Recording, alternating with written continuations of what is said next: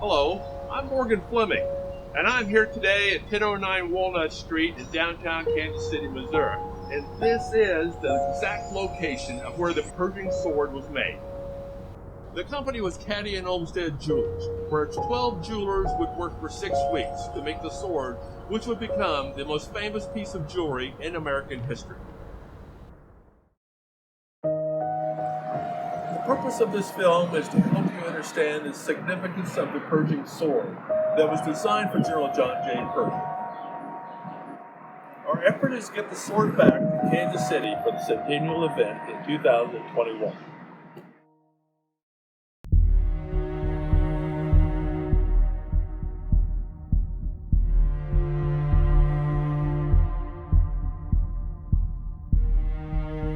John Joseph Pershing was the first of 8 children born to John F. Pershing and Ann Elizabeth Thompson Pershing of Laclede, Missouri. John's father was a prosperous businessman working as a merchant during the Civil War and later owning a general store in Laclede and serving as postmaster. The family lost most of its assets during the Panic of 1873, and John's father was forced to take a job as a traveling salesman while John worked on the family farm. After high school graduation, John J. Pershing took a job teaching African American students at Prairie Mountain School. He saved his money and then went to Missouri Norman School, now Truman State University, for 2 years. Though he grew up in an era of Civil War heroes, John had no desire for a military career. But when an invitation to take the exam for the U.S. Military Academy at West Point came his way, he applied and received the top grade. Though not a great student, he would place 30th in a class of 77. He was elected class president, and his superiors noticed his leadership qualities. Pershing was frequently promoted, and as the funeral train of Ulysses S. Grant crossed the Hudson River, he was commanding the West Point Colored Guard.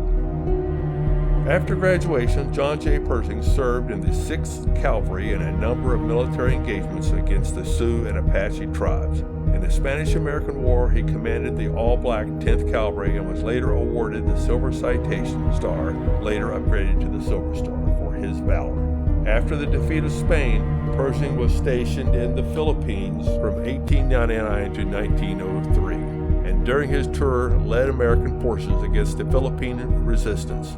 By this time, Pershing had earned the moniker Black Jack Pershing for his service with the African Americans 10th Cavalry, but the moniker also came to signify his stern demeanor and rigorous discipline.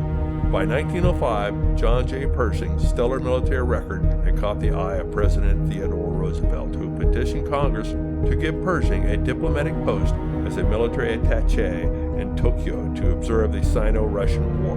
That same year, Pershing met and married Helen Frances Warren, daughter of Wyoming Senator Francis E. Warren. They had 4 children. Upon Pershing's return from Japan, Roosevelt nominated him as a brigadier general, a move Congress approved, allowing Pershing to skip 3 ranks and more than 800 officers senior to him. Accusations that Pershing's promotion was more due to political connections than his military abilities erupted.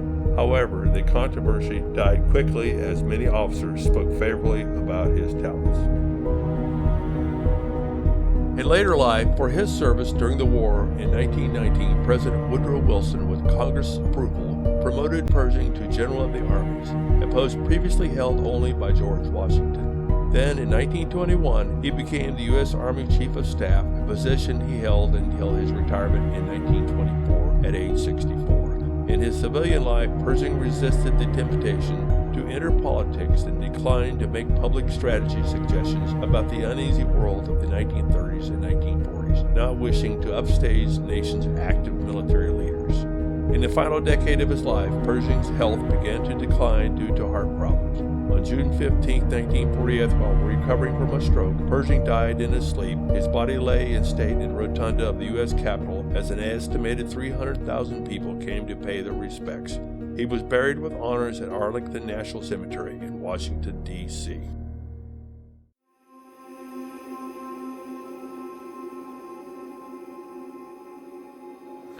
One of you will very carefully get on that envelope.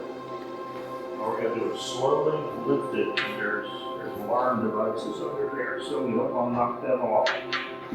Right now.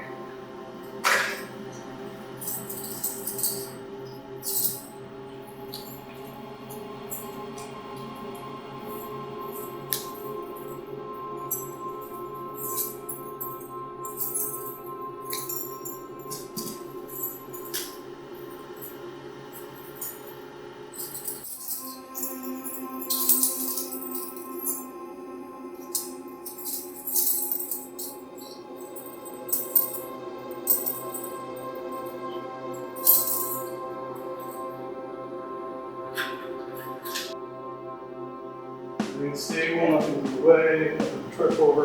Hey, you can feel the weight. Yeah. Alright, how do you want it? You want it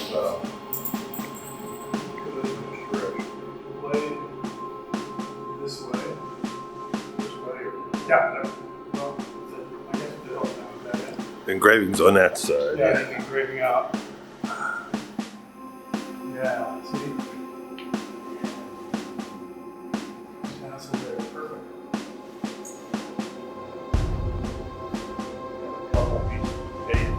Oh yeah, I'm sure it'll hold everything back. It'll probably hold everything. Oh yeah, that's gonna hold everything. Yeah, I put this under the tip equalize the height of the blade. What you see here is the hilt of the sword, made of 5 pounds of solid 18-karat gold, and set with many rubies, diamonds, and sapphires. This is a cast piece, and then assembled with the blade.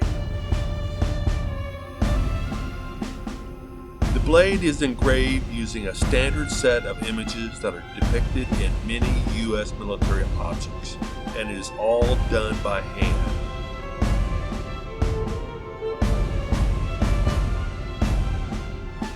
The scabbard has been decorated with ribbons encircling wreaths of laurel leaves, and the scabbard is of yellow gold. Upon these ribbons is inscribed General Pershing's complete military history. The state seal of Missouri is made of yellow gold, red and green gold, in order that the finest detailed work and the most beautiful effect might be obtained.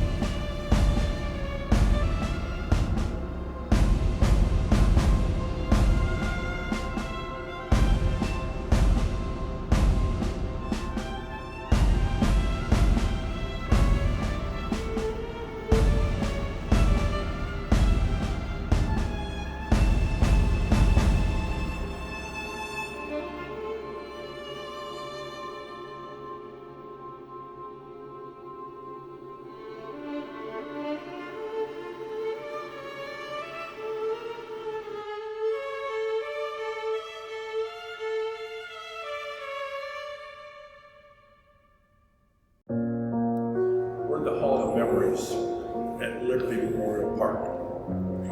And inside this room, on the north wall, is the Panthéon de l'Éclair, a famous mural that was painted in the First World War by the French in Paris. And specifically, what we're looking at on this wall are people dressed in the green uniforms. Those were the people representing the U.S. Army. Specifically, the person in the center is John J. Pershing.